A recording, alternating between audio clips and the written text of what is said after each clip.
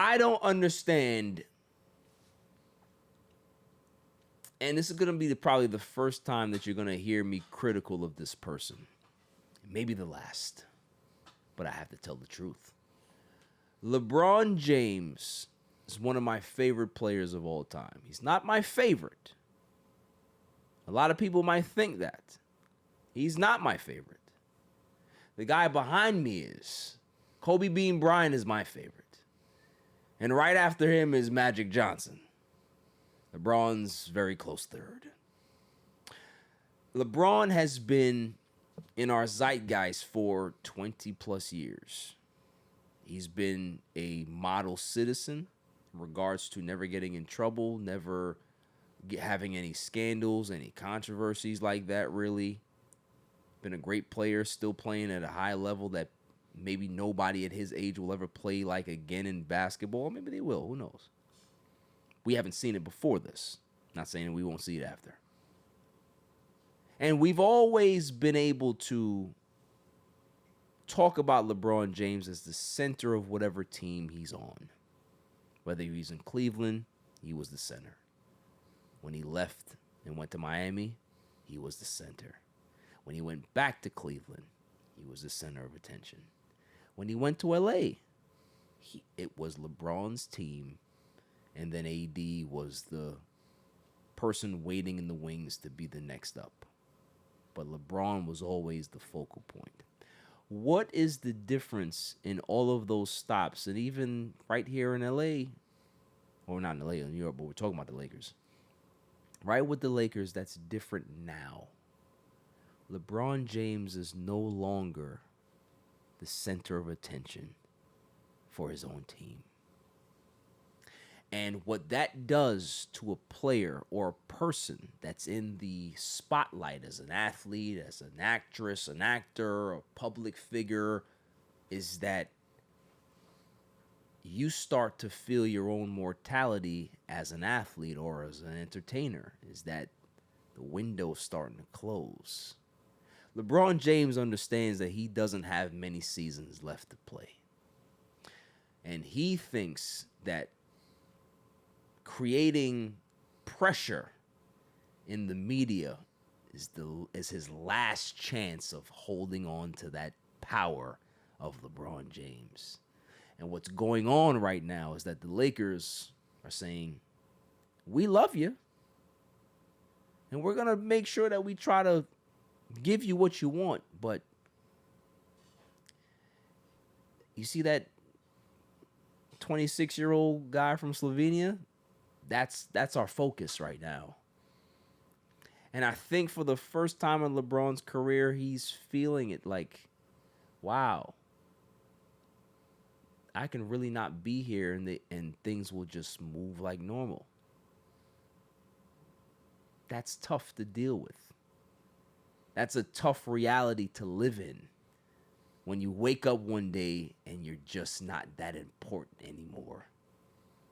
I'm not saying globally. LeBron James is still the man. I'm just talking about his position on his own team. And he's still a top 10 player right now, but is he the best player? No. Luka is the best player on this team, and how they're building this team is through Luka in the future. LeBron James is not their future. He's their past. So my particular opinion on this thing is, LeBron, I get it. But I also do believe that it's time to be able to just play the back for once. See how it works. I think that you can be able to get what you want. The Lakers can get what they want. And Luka can get what he wants. I think that the Lakers can be able to still compete in the short term while being able to build this team out long term. So everybody's happy. I don't think that LeBron James leaving the Lakers is a smart idea because there's not going to be a lot of teams that are willing to gut their flexibility in their roster to be able to get a guy like LeBron. He has a no trade clause.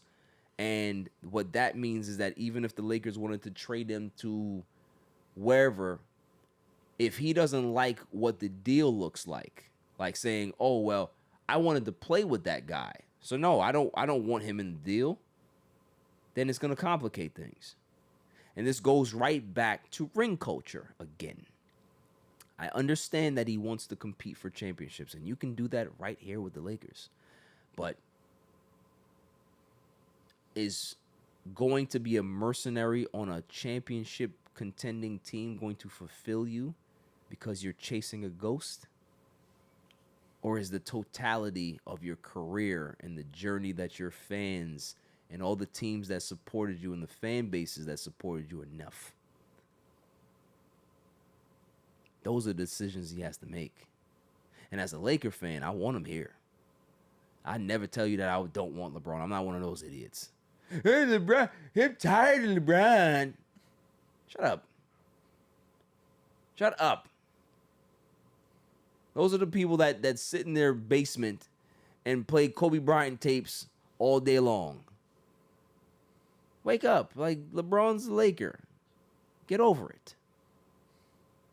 But he definitely has to just suck it up. Suck it up and understand that there's new management. The Lakers are going to be fine. They're going to be able to make some deals. I don't think that this roster is complete right now. They added DeAndre Ayton. They added Jake LaRavia. They still have a open roster spot potentially. They have to go ahead and release or waive Shake Milton to be able to clear up a spot. So that there's things that they can be able to do to be able to improve the team. I think they're waiting for some defensive guys or some buyout guys to be able to hit the market and see what happens. So I don't think that this team is done, and I think that they'll be better off, and LeBron will be more satisfied with the roster going forward. But all of this nonsense that was in the media, the fact that Rich Paul put out the statement, LeBron, he wants to compete in his last couple of years, and, we want to just make sure that, we're the Lakers are, we're still on the same page. Bruh, stop it. And then you want to play, again, here's that phrase that's coming up again, plausible deniability. Oh, LeBron, you want to get traded? I never said that. Who said that? LeBron, you got anything to say on these? I got nothing to say. What do you mean you got nothing to say?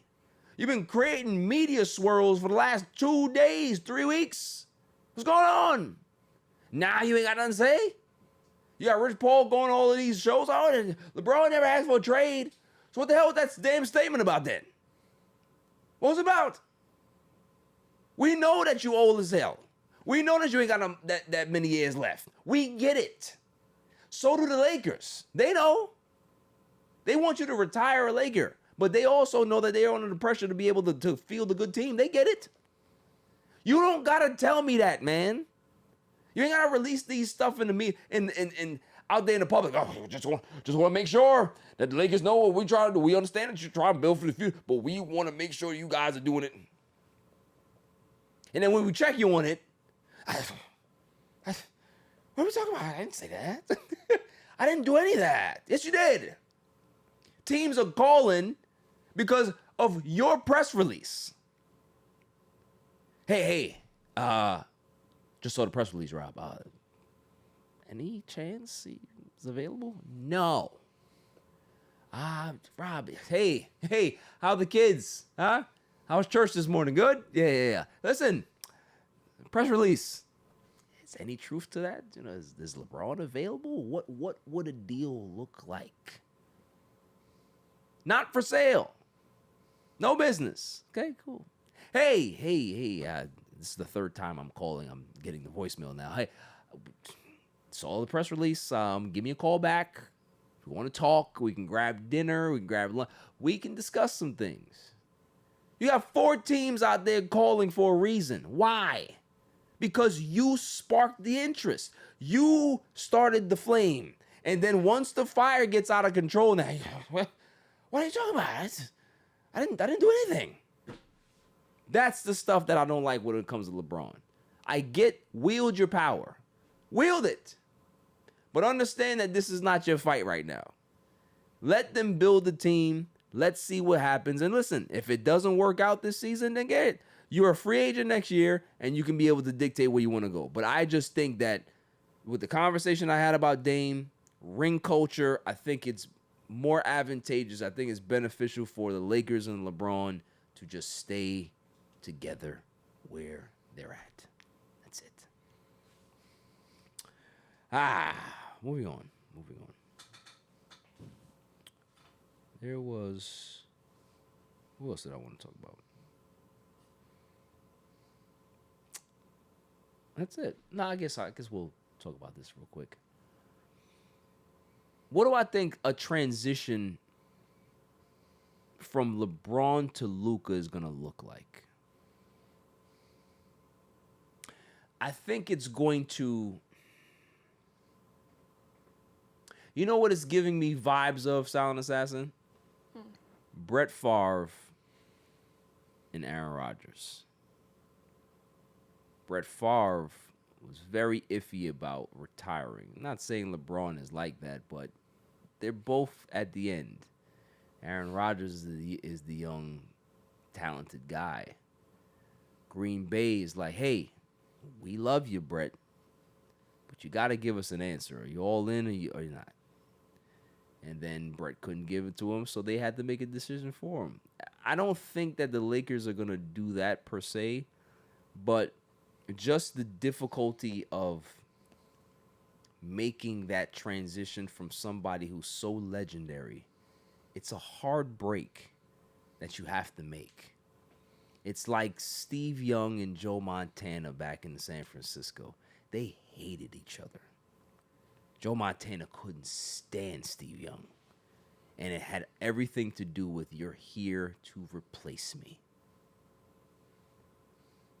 So when the Lakers had to make that deal for Luka, you had to make 10 times out of 10 you make that trade.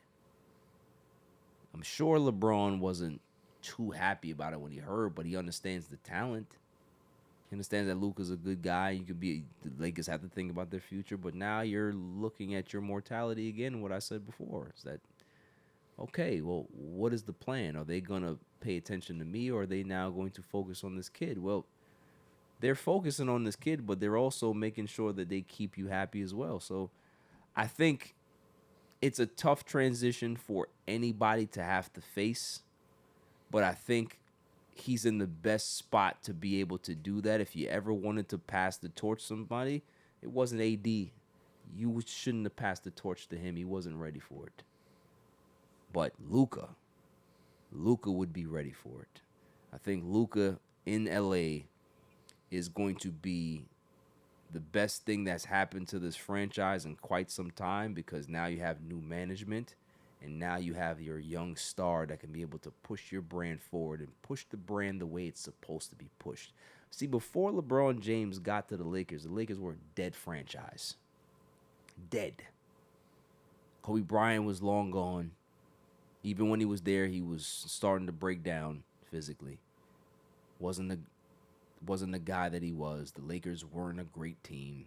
Couldn't make the playoffs. They missed the playoffs for like 6-7 straight years. And LeBron looked at the Lakers and said, I'm going there. Because that franchise is so special. I don't like what I see. And I want to help them get back to where they are. And he did. He did that. So, of course, there's going to be some resentment of, look at what I've done for this franchise. I think I deserve a little bit more bail, right? Like, give me more than what you're giving me right now because of what I've done. And at some point, you as the receiver of that, you have to go ahead and say, well, I appreciate everything you've done, but you gotta trust me to take it from here, right? It's like a parent. A parent has their kid and they're very overprotective of this kid. They do all these things for the kid, and at some point, that kid is gonna look at that parent and say, "You've done, like, you went above and beyond to make sure that I was good. But this is where you get off." Like, you know what I mean? Like, this is where I have to go at it alone. And you gotta let people do that sometimes. That's all it is. There'll always be love there. There'll always be respect there. And I think that, again, he needs to understand that he needs to stay a Laker. And That's all I'm gonna say. I'm looking forward to the transition, and Luka better sign that damn extension come August 4th. He better sign it. All right, because if he doesn't sign it, we're gonna send him back. Send him back to wherever he want to go.